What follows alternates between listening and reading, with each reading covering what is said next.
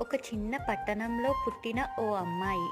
కుటుంబం సాధారణం, కానీ కలలు మాత్రం అసాధారణం. అమ్మాయికి ఇదేం పని అన్న మాటలు ఆమె అడుగులు ఆపలేకపోయాయి. అదే మాట ఆమెకు శక్తి అయింది. ఇంజనీరింగ్లో మెరుగై తన కాలేజీలోనే మొదటి మహిళా ఇంజనీర్ అయింది. తిరస్కారాలు, అడ్డంకులు, జెండర్ వివక్ష అన్నీ ఎదురయ్యాయి.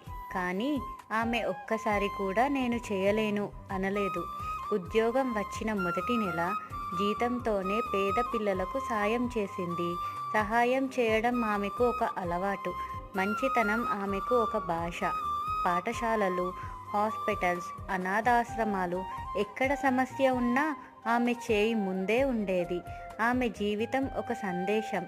మంచి చిన్నదైనా ప్రభావం పెద్దదే. ఈ మంచి మనసు కలిగిన మహిళ ఎవరో తెలుసా? సుధామూర్తి గారు.